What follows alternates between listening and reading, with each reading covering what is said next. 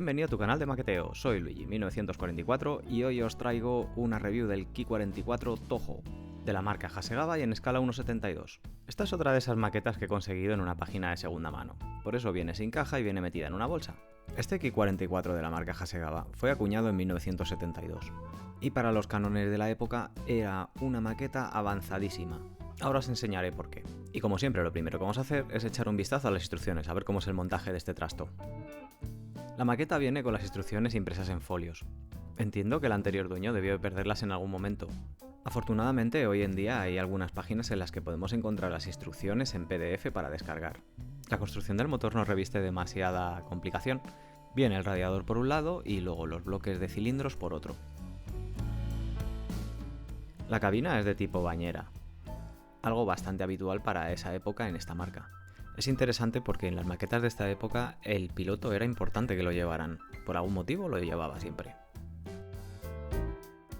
También hay una pequeña indicación sobre una modificación para hacer el modelo A y el modelo B e instalar el panel de instrumentos de la cabina. El cierre del fuselaje y la instalación de las alas no tiene demasiada complicación, simplemente pegar y unir. En el lateral encontramos también el diagrama donde podemos ver el código de colores para pintar al piloto. La instalación de los trenes de aterrizaje y de los depósitos viene en el paso siguiente. Un detalle importante que enfatizan las instrucciones es el ángulo que tiene que llevar el mástil del tren de aterrizaje con respecto al ala. Para finalizar todo el montaje, te avisa que hay dos versiones, entonces hay que tener cuidado entre la opción del Ki 44 2A o el Ki 44 2B, porque tiene algunas diferencias, que principalmente en el kit son dos, el capó y la carlinga. Una de las cosas que más me gusta de este avión, aparte de la forma del propio avión y la planta alar que tiene, que me parece una auténtica pasada, son las libreas que lleva. La maqueta tiene 4 decoraciones principales, 3 de ellas son moteadas. Esto allá por los 70 tenía que ser bastante complicado de hacer para el modelista medio sin aerógrafo. Recuerdo haber hecho esta maqueta ya por los 90 y el moteado lo hice a pincel y no salió nada bien, la verdad. Hoy en día con aerógrafo pues no es la gran cosa. También tenemos una versión moteada y con las bandas de defensa de suelo japonés, que es la librea del tercer modelo y viene con esa banda blanca con el Inomaru dentro. Todos estos modelos llevaban la tira negra delante de la cabina para evitar el reflejo del sol. El acabado en metal natural es uno de los más bonitos que he visto para este avión. De hecho, este avión me planteo hacerlo en color aluminio porque ese esquema me llama un montón la atención con los derribos en el lateral. Vamos a echarle un vistazo al avión, pero primero vamos a darle un poquito de contexto. El Ki 44 fue un concepto de interceptor puro que intentaron desarrollar los japoneses a comienzos de los años 40. El prototipo voló a finales de 1940 y se introdujo en servicio en 1942. Era un concepto diametralmente opuesto a lo que venían teniendo los japoneses con el Ki 43, conceptos que estaban más que aceptados tanto en el propio Ki 43 como en el Zero como en el A5M, eran aviones extremadamente maniobrables, pero este era todo lo contrario. La tarea de este avión era muy sencilla. Simplemente tenía que alcanzar la altitud de los bombarderos o de los cazas que tuviera que interceptar lo más rápido posible, atizarles y largarse de ahí. Si daba tiempo para una segunda pasada, pues eso que se llevaban. En ningún momento fue un avión diseñado para un combate a cara de perro como podía ser el A6M o el Ki 43. Esos aviones eran muchísimo más maniobrables porque la carga alar que tenían era muchísimo más baja. La del Ki 44 era elevadísima. Eso hacía que fuera poco maniobrable en pista y en las maniobras de aterrizaje. Además, la velocidad de aterrizaje era altísima. Algo que no agradaba demasiado a los pilotos puesto que venían de modelos que tenían muchísima más maniobrabilidad que este. Con eso y con todo el avión cosechó algunos éxitos notables, a pesar de que se abandonó su producción 2 años después de entrar en servicio. Los japoneses habían desarrollado el Ki 84 y era muy superior al Ki 44 en todos los aspectos. Por cierto, si no habéis visto la review os la dejo en un enlace aquí arriba.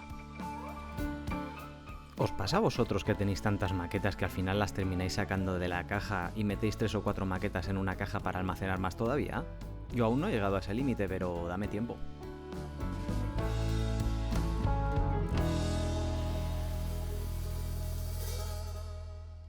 Entrando ya en materia con la bolsa de piezas, lo primero que veo es que las calcas están muy amarilladas. Vamos a ver si incluso están dañadas o no. Actualmente hay un par de sets de fotograbado para darle más detalle a este avión. Uno de la marca Brengun y otro de Edwards, si mal no recuerdo. Aunque vistas más detenidamente tampoco parece que estén tan mal. Igual con un mes en la ventana pegándole el sol se vuelven a quedar bien. La maqueta no es que tenga demasiadas piezas, de hecho vienen solamente 2 peines de piezas. Hoy en día esto podría pasar perfectamente como kit de fin de semana, o las Weekend Edition que las llama Edward, que es una forma un poquito más elegante y fina de decir que es un kit que tiene pocas piezas. Bueno, vamos con el fuselaje. Lo primero, y en todo momento tened en cuenta que estamos ante una maqueta diseñada en los años 70. Todo el panelado es en negativo, es decir, bien hacia adentro.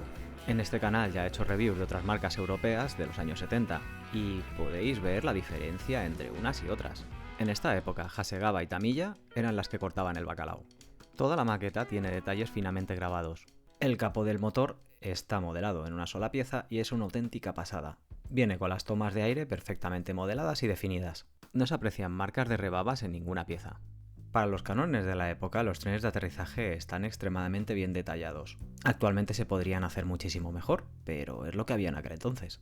Las tapas del pozo del tren de aterrizaje vienen en una sola pieza y curioso porque en la época era bastante habitual que quien lo hiciera en posición de vuelo para colgarlo del techo. Así que si querías tenerlo con los trenes de aterrizaje para colocarlo encima de la estantería en posición bajada, tenías que cortar las tapas de los pozos. Detalles como el radiador y los bloques de cilindros están perfectamente grabados. Tenía unas alas muy pequeñas pero con una forma preciosa. Viene tanto el piloto en posición de firme saludando y el piloto sentado. Fijaos qué preciosidad de planta alar tenía este avión. También podemos encontrar la bañera de la cabina, carente de detalle por cierto, y los depósitos de combustible auxiliares. También el cubo de la hélice del motor, que es una pieza aparte. Una de las cosas que no me gustan de las alas es que los pozos del tren de aterrizaje son muy poco profundos. Apenas tienen la profundidad que deberían de tener. La cabina es en una sola pieza, no da opción de hacer la cabina abierta. Existen opciones para hacerlas abiertas, como por ejemplo cabinas de vacuforme. Aún así, este avión tiene una cabina extremadamente pequeñita y dudo mucho que se pueda ver demasiado bien el interior. Vienen 2 cabinas, una que tiene la abertura para hacer el visor telescópico y la otra que viene completamente cerrada, que no tiene ese visor. A mí personalmente me gusta mucho más con esa mira telescópica. Una cosa interesante y es que Hasegawa era consciente de que la cabina puede afear el resultado de un modelo, así que la unión que tiene al peine de piezas es mínima solamente por un punto y además es muy delgadito.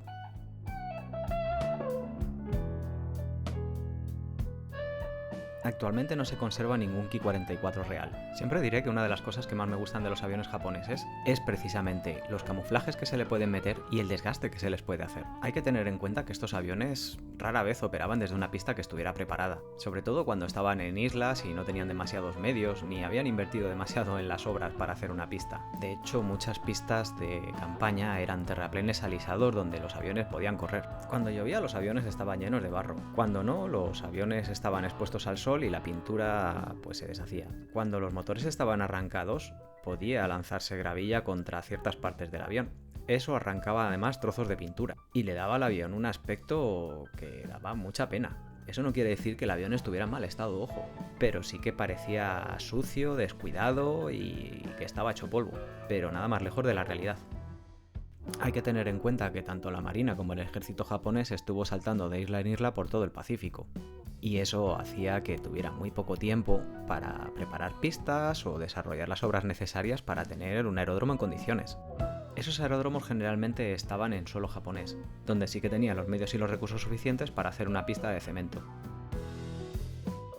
Es una maqueta que yo desde luego recomiendo para alguien que está iniciándose en el modelismo. Aunque esta maqueta la hice hará unos 25 años, tengo un grato recuerdo de ella. Tenía unos buenos encajes, el fuselaje encajaba muy bien con las alas, la cabina, pese a su falta de detalle, no se va a ver apenas con la carlinga cerrada. Recuerdo que le monté mal los trenes de aterrizaje porque corté mal las tapas, ojo con eso, pero es un modelo pequeñito y pintón en cualquier estantería. Y si te quieres liar la manta a la cabeza, pues consíguele un set de fotograbados, que va a ganar muchísimo con él.